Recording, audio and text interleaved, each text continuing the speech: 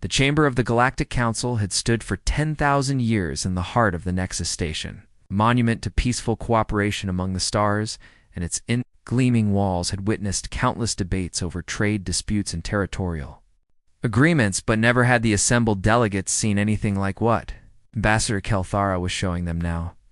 Holographic display rotated slowly above the central platform and showed 3 worlds that had once been green and vibrant with life, but the images before them told a different story entirely, because each planet now appeared as nothing more than a barren sphere of cracked earth. In an empty sky, 3 colony worlds, Kelthara said, her forearms gesturing at the display with barely contained rage gone in less than a standard week. The Zephian ambassador was old even by the standards of her long-lived species, and she had served on the council for 2 centuries without ever raising her voice in anger, but today her words echoed through the chamber like thunder. The colonies were not attacked in any conventional sense, she continued. There were no orbital bombardments and no ground invasions and no siege weapons deployed. Against them, a Thulian delegate leaned forward in his seat, and his translator device converting his clicking speech into common tongue. Then what destroyed them? Hiasked Kelthara's eyes darkened as she manipulated the controls and brought up a new image that showed a massive warship unlike anything in the council. Database because its hull was dark and angular with strange protrusions that didn't match any known weapon. System and galactic records that did, she said. The chamber erupted in confused murmuring as the delegates tried to identify the vessel and consulted their datapads frantically, but none could find a match in their archives. The ship belongs to humanity, Kelthara announced, and the murmuring stopped instantly. Humanity was still considered newcomers by most species in the galaxy, having only joined the interstellar community 300 years ago, and most civilizations measured their histories in tens of thousands of years, so 3 centuries was barely a moment. In their perception, the humans had been pleasant enough neighbors, though somewhat aggressive in their expansion and territorial about their claimed systems, but they had followed council law and participated in trade agreements like any other member. Species impossible, declared High Magistrate Vorin from his elevated seat. Humanity doesn't possess technology capable of planetary destruction on this scale, and their weapons are barely adequate for system defense. Kelthara's expression grew grim as she played the surveillance footage from the edge of the outer reach. Territories and the grainy images showed the human warship approaching the first colony world called Haven's Rest. The ship had entered orbit without any apparent aggression. At first it seemed to be conducting scans of the planet below, but then something changed in the footage, J. Bright. Light began to emanate from the vessel's forward section, and it grew in intensity, until the cameras automatically dimmed to prevent overload, and the beam that struck the planet's surface was unlike anything the delegates had ever witnessed. It wasn't an explosive weapon or a kinetic projectile, but rather something that seemed to drink in the very essence of the world itself. Because where the beam touched, the oceans began to boil away, and the atmosphere started streaming into space like water down a drain. Oh. This footage covers 6 hours, Kelthara said quietly, as they watched the planet die. By the end of the first day, the oceans were gone, and by the second day, the atmosphere had been stripped away completely, and by the third day, nothing remained but desert. The delegates sat in stunned silence as the recording ended, and showed the lifeless husk of what had once been a thriving colony of 2 million souls. The ship then proceeded to the second colony. Kelthara continued and repeated the process exactly, and then moved on to the third. Surely there must be survivors, suggested a Pyrian counselor. Evacuations or underground shelters? Kelthara shook her head slowly. We sent scout teams to investigate, she replied. They found nothing alive, and not a single microorganism, and not a spore or seed, and the very soil itself had been sterilized down to bedrock. The implications settled over the chamber like a heavy shroud, because this wasn't war as they understood it. And this was something far more terrifying in its totality and its efficiency. What was the human justification? Asked High Magistrate Vorin. Did they claim the territories or demand surrender? They broadcast no demands, Kelthara answered. They sent no warnings, and they simply arrived and destroyed and departed. She pulled up additional data showing the trajectory of the human warship after leaving the third colony world. The vessel is still active and still moving through contested space, she said. Our intelligence suggests it may be hunting for additional targets. The Thulian delegate clicked urgently, and his translator struggled to keep pace with his agitation. We must respond immediately. He insisted this cannot stand unpunished. But Vorin raised a hand for calm. We must first understand what has happened, he said. Humanity has been a peaceful member of our community for 3 centuries, and this behavior is completely unprecedented. Perhaps that's precisely why we should be concerned. Kelthara countered. We know very little about human psychology or their true capabilities because they keep much of their military research classified under security protocols. We foolishly allowed, she highlighted several sections of the Council Charter regarding member species. Rights to maintain defensive secrets, we assumed they were simply paranoid, she continued. Now we see they were preparing something, and preparing this. The debate continued for hours, as delegates argued over appropriate responses, and some called for immediate military action while others urged diplomatic channels. First, but all agreed on one fundamental point: the humans would have to answer for what they had done. As the session finally adjourned, Kelthara remained behind in the empty chamber and stared at the holographic image of the human warship that still rotated slowly in the air before her. She had met humans before and found them likable enough with their short lives that burned so bright and their strange obsession with efficiency and progress. But looking at that dark angular ship, she wondered if perhaps the Council had made a terrible mistake in welcoming them. The ship had a name, according to intelligence reports. They called it the Reaper's Talland. Somewhere out there in the darkness between stars it was still hunting. Admiral Sarah Koenig sat alone in her quarters aboard the Reaper's Toll and studied the tactical display that showed the next target system glowing softly in the darkness, and she had been staring at it for nearly an hour without moving. The room was sparse by design, with only a narrow bed and a desk and a single chair. She didn't want comfort when making the decisions that came with her command, and comfort felt like a luxury she no longer deserved. On the wall opposite her desk hung a list of names written in her own hand, and each name represented someone who had died on one of the worlds she had destroyed, and there were 2,300,000 names, and she added to the list every single day. A soft chime indicated someone at her door. Enter, she said. Commander Joe stepped inside, and his expression was carefully neutral as always, but she could see the tension in his shoulders. The crew is asking questions, he said without preamble. The galactic networks are calling us monsters and war criminals. Koenig gestured for him to sit, but he remained standing. What are you telling them? She asked. The truth, Joe replied, that we're following orders and completing our mission, and do they believe? That's enough. Joe's jaw tightened. Some do, he admitted. Others want to know why we're killing entire worlds. Koenig stood and walked to the viewport that showed the endless stars beyond, and she had known this conversation was coming because it had been building since they destroyed the first colony. Tell me what you know about the Devourers, she said quietly. Joe frowned at the apparent change of subject, but answered. They're a parasitic species, he said. Hive mind and exponential reproduction. And extremely dangerous, extremely dangerous. Koenig repeated and almost laughed at the inadequacy of those words. Commander, would you like to know what I saw 6 months ago on Kepler Station? She didn't wait for his answer. I was there for a routine inspection when the Devourers hit, she continued. They had infiltrated the station 3 weeks earlier, according to later analysis, and by the time we realized what was happening, they had already converted 40% of the population. Her voice remained steady, but her hands clenched behind her back. The conversion process takes 6 hours, she said. The Devourers release spores that rewrite human DNA at the cellular level and turn us into more of them, and the victims are conscious for most of it. And Screaming Joe's face had gone pale. I watched 17,000 people die, Koenig continued, including my sister and her family, and I couldn't do anything except seal the bulkheads and vent the infected sections into space. She turned to face him after Kepler Station. We tracked the Devourers back to their point of origin, she said. They had come from the outer reach territories and had established breeding colonies on 17 worlds, and those breeding colonies were churning out millions of spores every day. The colonies that ambassador Kelthara showed the Council, Joe said slowly as understanding dawned. They weren't colonies, Koenig corrected. They were devourer nests disguised as colonies in the buildings. We detected from orbit were hatcheries, and the life signs we recorded were parasites wearing human skin.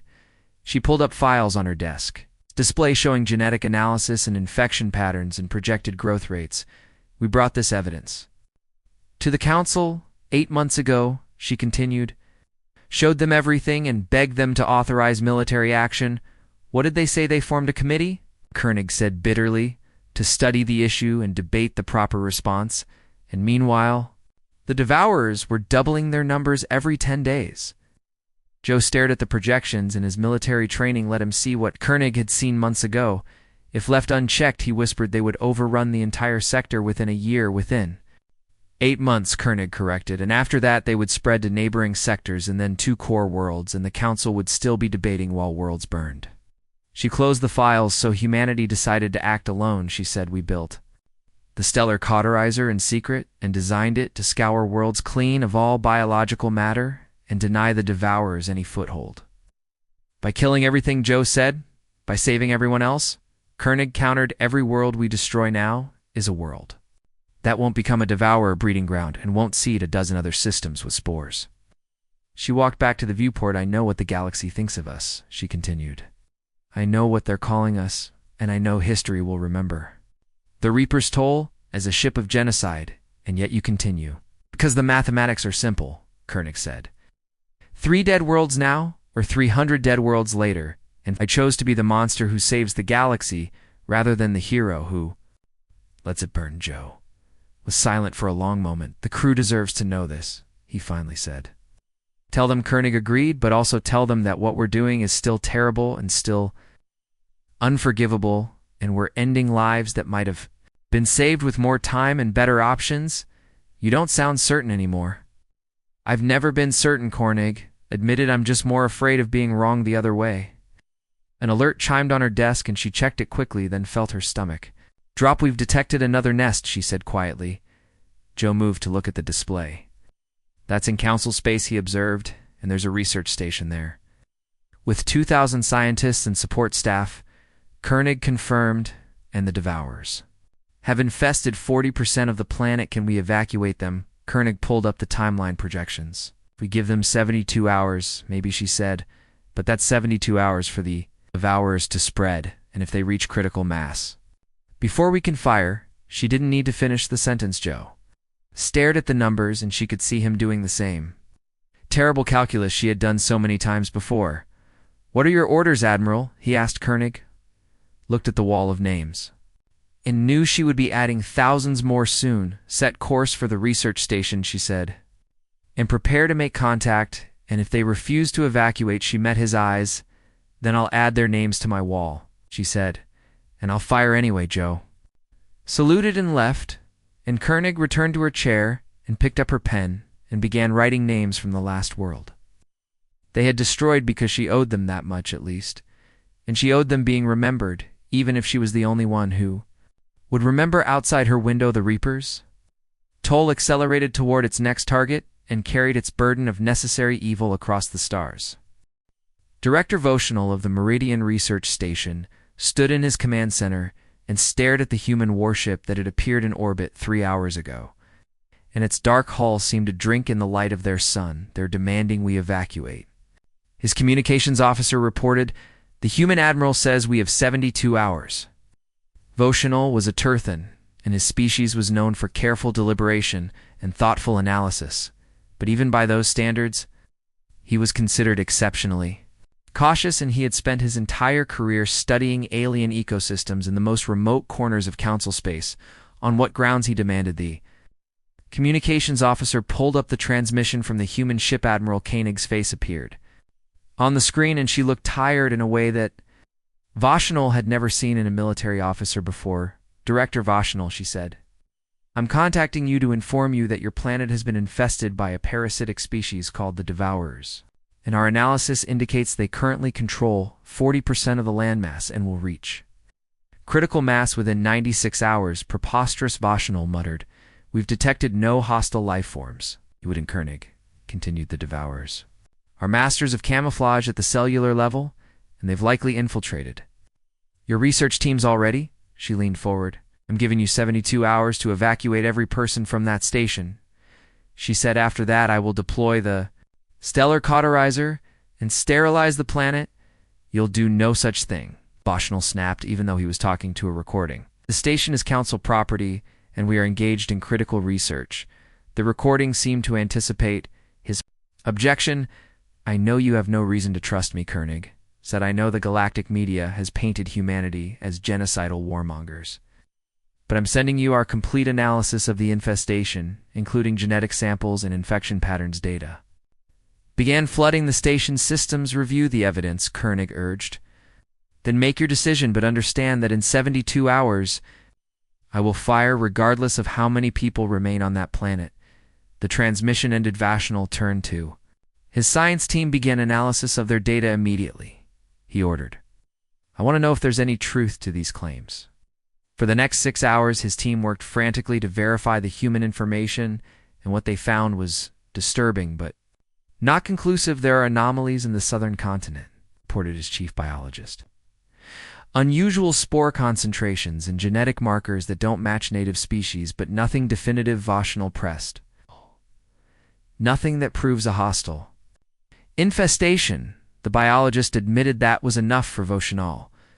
Opened a channel to the Galactic Council and reported the human threat, and within hours, the response came back. The Council was dispatching a fleet to protect the research station, and humanity was ordered to stand down immediately, and Admiral Koenig was to surrender her vessel and face trial for crimes against civilization. Vanel felt vindicated as he announced the news to his staff. The humans are trying to cover their earlier atrocities, he declared, by inventing this. Devour a threat, but the Council sees through their lies. His staff cheered, but not everyone was convinced. Dr. Jaren, a young Pyrian xenobiologist, approached Vashnell privately. Director, I've been reviewing the human data more carefully, she said, and I think we should at least begin voluntary evacuations. Absolutely not, Vashnell replied. That would validate their false claims. But what if they're right? Jaren persisted. The genetic evidence is compelling. Compelling is not conclusive, Vashnell said firmly. Now, we are scientists, and we deal in facts, and the fact is that the humans have destroyed 3 worlds without justification. Jaren looked like she wanted to argue further, but simply nodded and left as the 72-hour deadline approached. Vashnell watched with satisfaction as the Council fleet arrived and 12 massive dreadnoughts took up positions between the research station and the human warship. Admiral Koenig hailed the station again. Director, please, she said, and her voice carried a note of desperation that seemed genuine. I'm begging you to reconsider. We've analyzed your so-called evidence, Vashnell replied coldly, and found it lacking, and the Council agrees. The Council is wrong, Koenig said flatly. And in 48 hours, when the Devourers reach critical mass, you'll see exactly how wrong. You won't have the opportunity to fire your weapon. Vashnell informed her the Council fleet has orders to disable your ship if you make any aggressive moves. Koenig's expression hardened. Director, how many of your staff have agreed to evacuate? Vashnell checked his logs. 800 out of 2,000, he admitted. Cowards who believe your propaganda. 800 people who will live, Koenig corrected. What about the other 1,200? They remain at their posts, Vashnell said proudly, as true scientists should, as dead scientists will. Koenig replied. She took a deep breath. I'm going to tell you something, Director, she said, and I want you to remember it in the hours to come. Vashnell said nothing. 6 months ago, I watched 17,000 people die on Kepler Station, Koenig continued. I watched the Devourers convert them one by one, and I listened to their screams over the comm channels, and I couldn't save them. Her eyes were hollow. I made a choice that day. She said, I decided that I would never listen to those screams again, and that I would do whatever was necessary to prevent it, and even if the entire galaxy hated me for it. Your guilt doesn't justify genocide, Vashnell said. You're right, Koenig. Agreed, it doesn't. But the mathematics do, she gestured off screen. We've been monitoring your planet continuously, she said. And the Devourer infestation is accelerating faster than our models predicted, and they're doubling every 18 hours instead of every 24. Impossible. Vashnell said we would have detected that. You didn't detect the original infestation. Koenig pointed out. Why would you detect the acceleration? She checked something on her console. You now have 42 hours before I fire, she said. I suggest you use them wisely. The transmission ended. Voshnal tried to feel confident, but something in the human admiral's voice had shaken him, and he ordered additional scans of the southern continent where the anomalies had been detected. The results came. Back 3 hours later, the spore concentrations had tripled. Probably a seasonal variation, the chief biologist suggested, but he sounded uncertain. Voshnal authorized another round of evacuations, and another 400 people left, bringing the total to 1,200, but 800 remained convinced that the human threat was a bluff. The Council fleet maintained its position, and their commanders assuring Voshnal that the Reaper's toll would not be permitted to fire. But as the deadline approached, something changed on the planet Belotha. Research teams in the southern continent stopped responding to communications then. The teams in the eastern territories went silent. Then the western outpost Vonal stood in his command center and watched the map of his planet as one by one the monitoring stations blinked offline. Get me Admiral Koenig, he said quietly. When her face appeared on screen, she looked older somehow, and more tired. Director, she said, how long do we have? Voshnal asked. Koenig checked her instruments. 11 hours, she replied. Maybe less. Can you evacuate us? Not all of you, Koenig said. We don't have the capacity. Voshnal felt the weight of command settle on his shoulders. Then fire, he said. Director, you were right, Voshnal interrupted. I was wrong, and now 800 of my people are going to die because of my arrogance. He looked at the map. Don't let it be for nothing, he said. Fire your weapon and end this. Koenig nodded slowly. The Council fleet won't let me, she said. Then go through them. Voshnal replied. Admiral Koenig's hand moved toward the firing controls, and the Reaper's toll began to charge its terrible weapon. The first Council dreadnought fired on the Reaper's toll without warning in its plasma cannons, tearing across the human ship's shields in brilliant cascades of energy.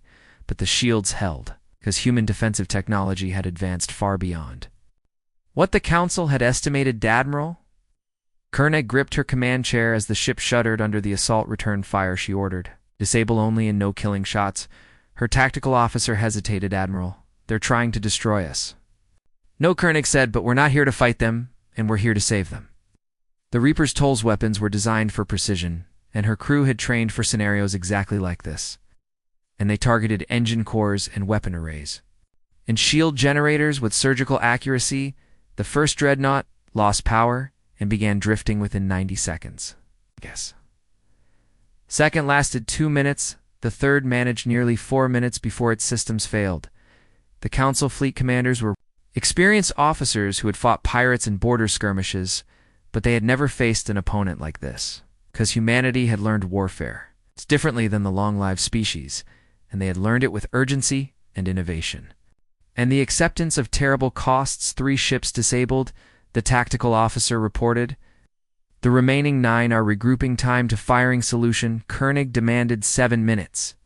Came the response, and the planet below the devourer infestation was spreading exponentially, and the spores were launching conversion pods that would seed the upper atmosphere, and from there they would reach orbital space, and from there the entire system. All ships evacuate to minimum safe distance. Koenig broadcast on all channels. I am firing the stellar cauterizer in 6 minutes.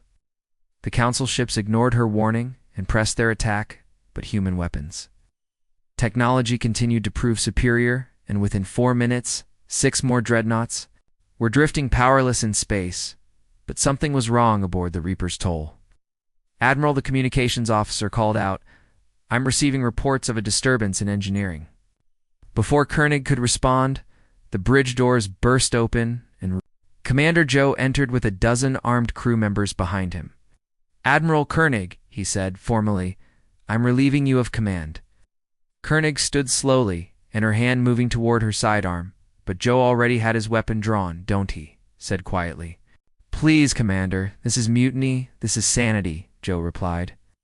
Admiral, you've destroyed 3 worlds, and now you're attacking the Council forces, and this has to stop. The bridge crew was frozen and torn between their loyalty to their admiral and their horror at what they had become. We've been over this, Koenig, said the Devourers. I know what you believe, Joe interrupted. But Admiral, we've become the monsters in this story, and we're the ones destroying worlds and killing civilians too. Save billions more, Koenig insisted. That's what every tyrant in history has said. Joe countered that the ends justify the means, and that they had no choice.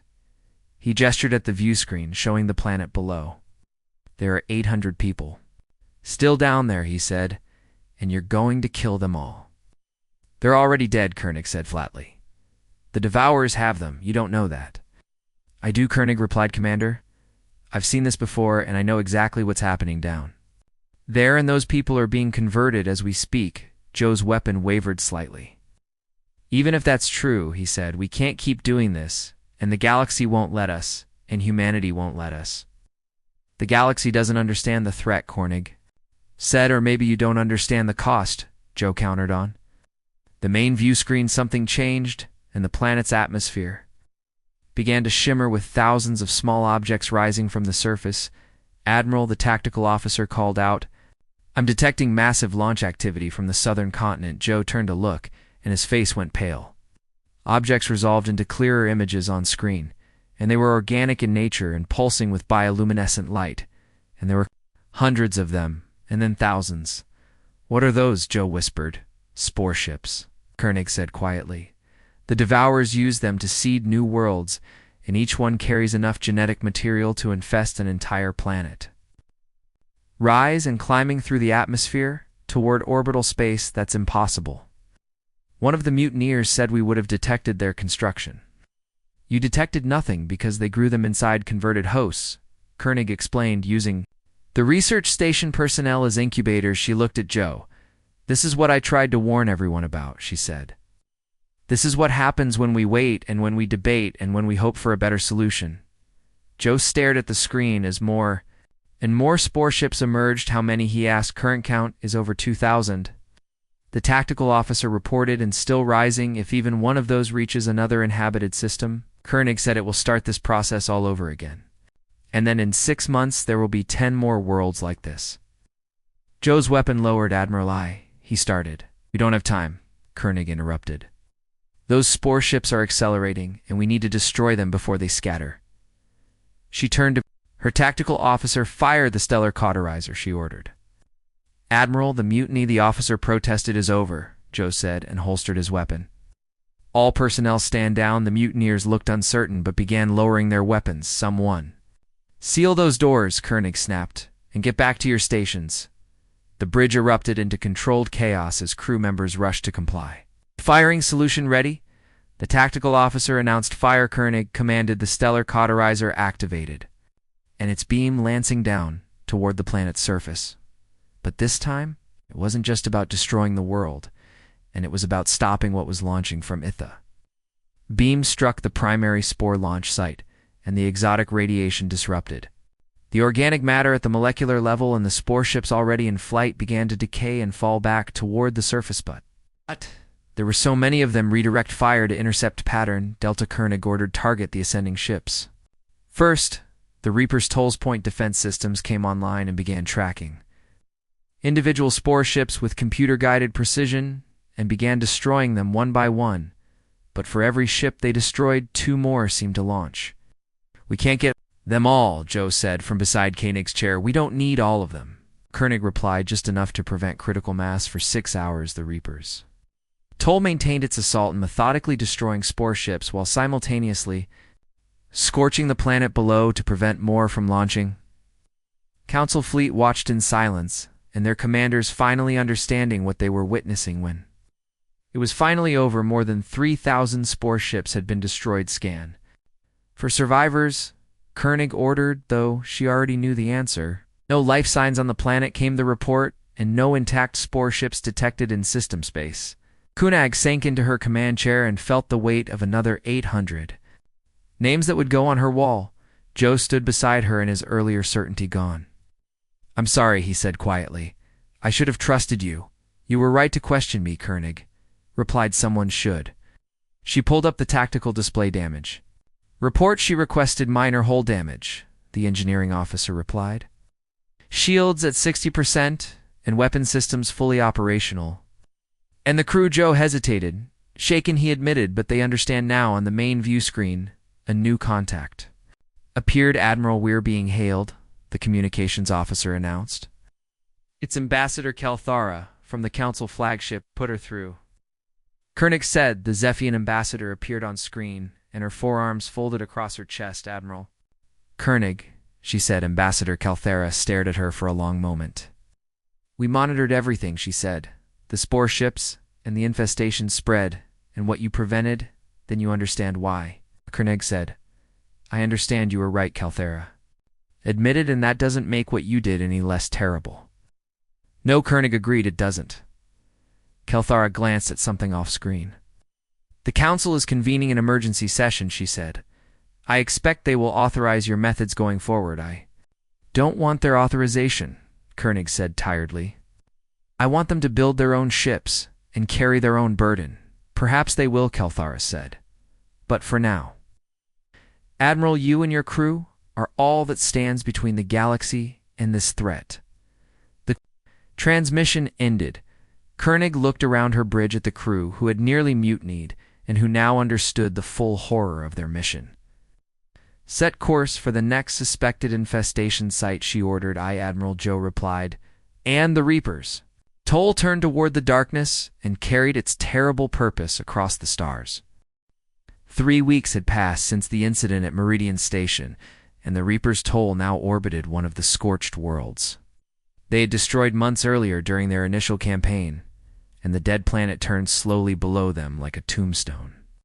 Marking the grave of 2 million souls at Marl, Koenig stood in the observation deck and watched science teams shuttle down to the surface, and they were beginning the long process of planetary restoration that would take decades or perhaps centuries to complete. You asked to see me, Admiral?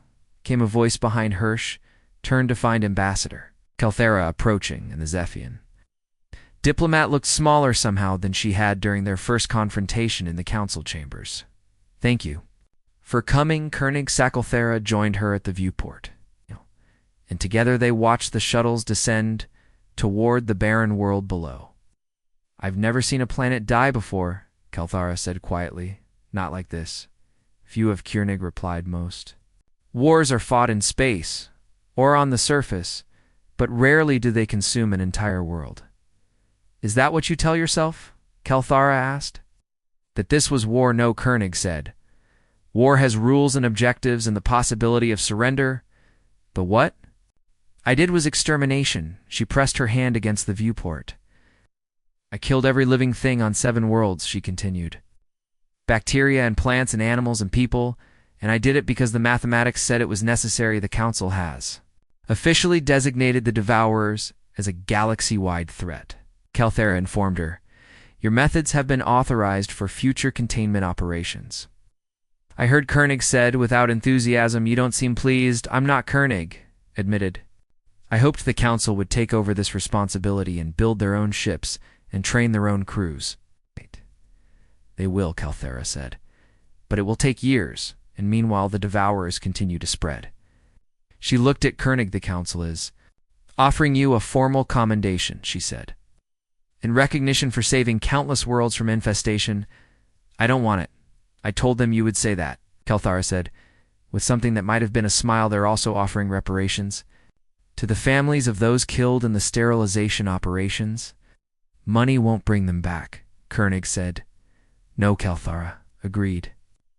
But it might ease their suffering. They stood in silence for a moment, watching the science teams establish their base camp on the planet's surface. I came here to apologize, Kalthara said finally, for what I said in the council chambers and for doubting your intentions. You had every right to doubt me, Koenig replied.